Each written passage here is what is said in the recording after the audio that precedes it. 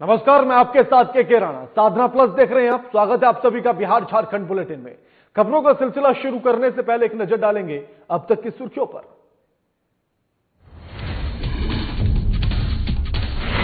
Lockdown की वजह से बेरोजगार लोगों को रोजगार देने की कवायद में जुटी सरकार। प्रवासी मजदूरों को कराया जा रहा है स्किल सर्वे। सूचना एवं जनसंपर्क विभाग के सचिव ने मीडिया को दी जानकारी। पश्चिम बंगाल सरकार ने बसों को भेजने का सिलसिला किया शुरू। 139 मजदूरों को घर के लिए रवाना किया गया। धनबाद के मैथन बीएसके कॉलेज में क्वारंटीन थे मजदूर। प्रवासी मजदूरों की घर वापसी का सिलसिला जारी। लॉकडाउन में गुजरात में फंसे प्रवासी मजदूर पहुंचे गया। किराया वसूले जाने से मजदूरों में नाराजगी। सरकार से की किराया वापसी की मांग। बिहार में लगातार बढ़ रहा कोरोना मरीजों की संख्या का आंकड़ा। शिवहर में गरबा में 10 वर्षीय बच्चे की कोरोना पॉजिटिव रिपोर्ट। जिले में कोरोना मरीजों की संख्या हुई 3।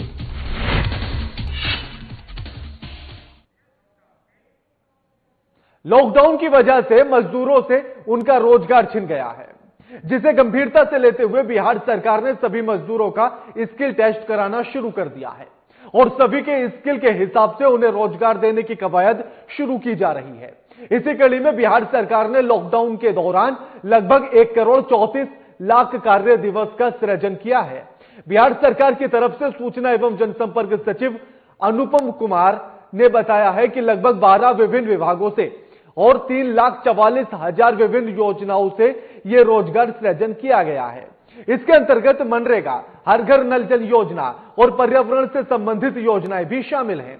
वहीं दूसरी तरफ किसानों को फसल क्षति की राशि भी लगभग 3,08,000 किसानों को दी गई है।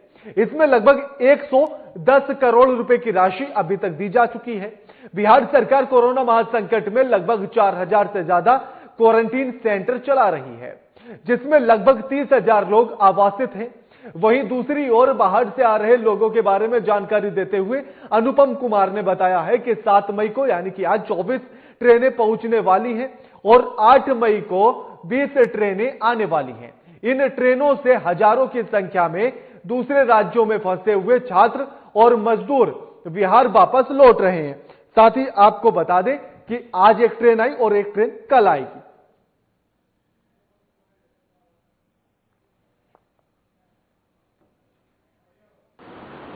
विभिन्न शहरों में दिहाड़ी मजदूर, ठेला वेंडर, रिक्शा चालक, इस तरह के जरूरतमंद व्यक्ति जो भी फंसे हुए हैं उनके लिए 186 रिपोर्टिंग डेट तक चल रहे हैं और उसमें लगभग 65,788 इतने लोग उससे लाभान्वित हो रहे हैं।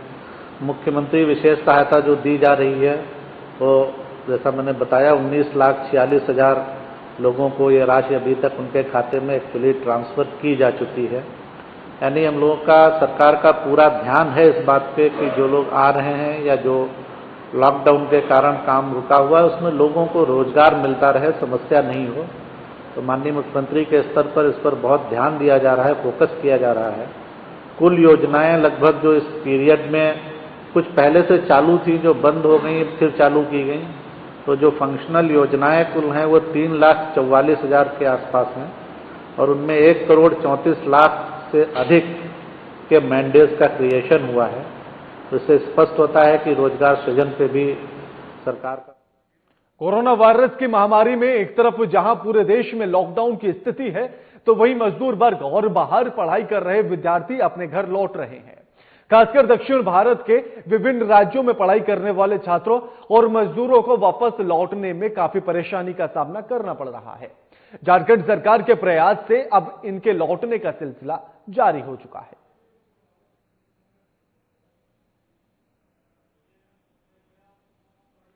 जी, मुझे ऑलमोस्ट 5-6 दिन का टाइम लगा ये रजिस्ट्रेशन वगैरह करने में, क्योंकि काफ़ी सारे फॉर्म्स थे, 2-3 फॉर्म। उसमें एक झारखंड गवर्नमेंट की फॉर्म थी, उसको मैंने भरा। एक कर्नाटका गवर्नमेंट के द्वारा फॉर्म मिला था हमें, उसे मैंने भरा। इसके अलावा फिर उस पर काफ़ी इंक्वायरी करनी पड़ी कि कौन कौन सी ट्रेन कब कब चल रही है। एंड इसके अलावा हमसे कुछ अमाउंट भी लिया गया जो हमें पहले नहीं पता था। देन फिर हमें जब बुलाया गया, एक व्हाट्सएप ग्रुप क्रिएट हुआ, फिर हमें लोकेशन भेजी गई जहाँ हमें within half an hour report करना था। एंड देन फिर वहाँ पे जाकर हमसे 930 रुपीज़ इतना अमाउंट लिया गया। लॉकडाउन के बीच झारखंड उच्च न्यायालय के निर्देशानुसार 8 मई को गिरिडीह व्यवहार न्यायालय के द्वारा वीडियो कॉन्फ्रेंसिंग के माध्यम से केसों की सुनवाई की जाएगी। वहीं इस संबंध में गिरिडीह व्यवहार न्यायालय के न्यायाधीश प्रभारी निशिकांत की ओर से प्रेस कॉन्फ्रेंस आयोजित कर बताया गया है कि जिप्सी ऐप के माध्यम से सुनवाई की जाएगी और व्हाट्सएप नंबर न्यायालय के मेल पर उपलब्ध करवाया जाने की बात भी कही गई है।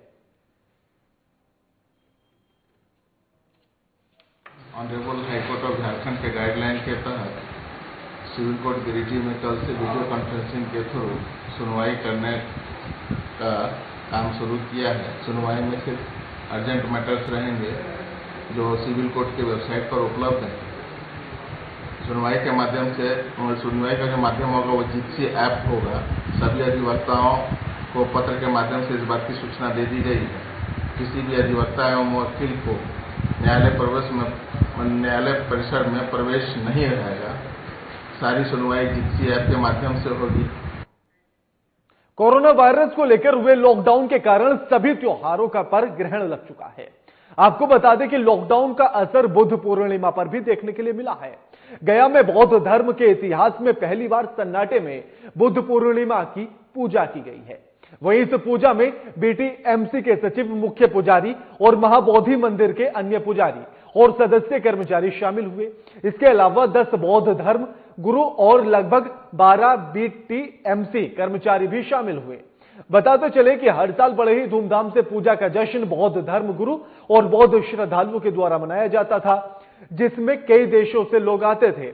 पर इस साल लॉकडाउन की वजह से इस पूजा का भी रंग फीका पड़ गया।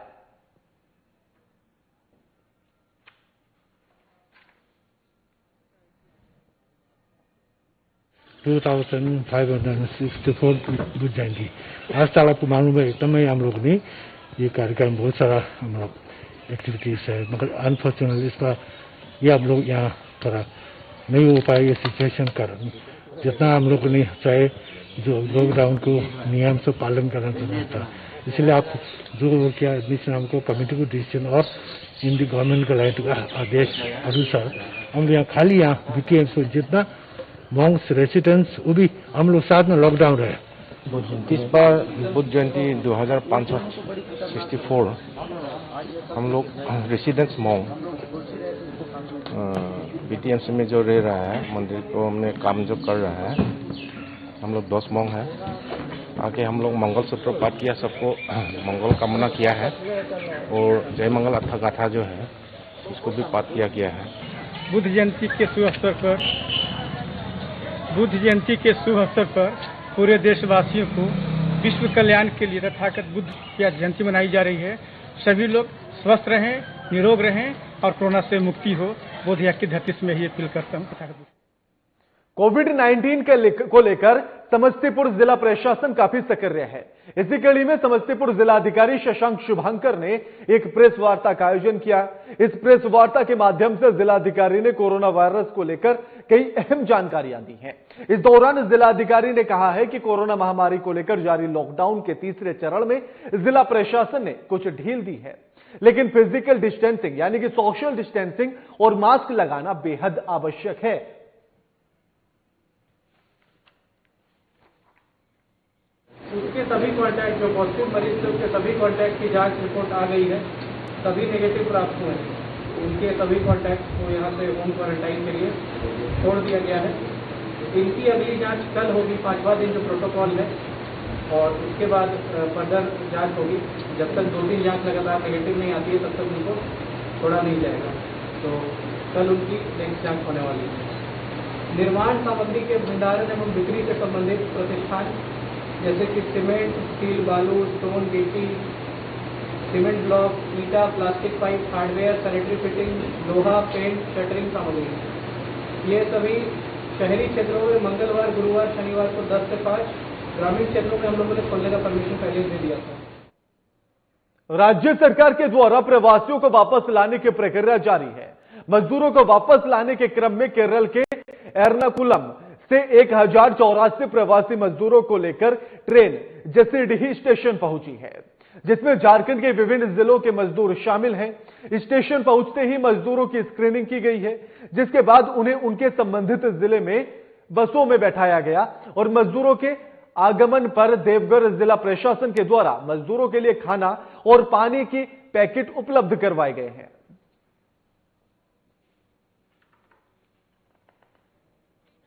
केरला से जसीडीह स्टेशन आई है, जिसमें करीब 1100 मजदूर हैं। 1084 एग्जैक्ट नंबर है। इसमें मुख्यतः पलामू, बोकारो, कोडरमा इन जिलों से मजदूर हैं। देवघर के भी 100 से 120 करीबन मजदूर हैं। सभी जिलों के कुछ संख्या में मजदूर हैं और हम लोग इनको बसों के माध्यम से उनके गृह जिले अभी हम लोग भेज रहे हैं। सबकी स्क्रीनिंग की जा रही है। टिकट लगा? टिकट लगा? टिकट रेलवे टिकट कितने का लगा टिकट? 900 का। क्या दिक्कत हो रहा था वहाँ? दिक्कत नहीं यही। अच्छा, कितना भाड़ा लगा रेलवे का? 880। 880? कहाँ जाना है? जाना है बोकारो से। एक छोटे से ब्रेक के लिए रुकेंगे, जल्द हाजिर होते हैं।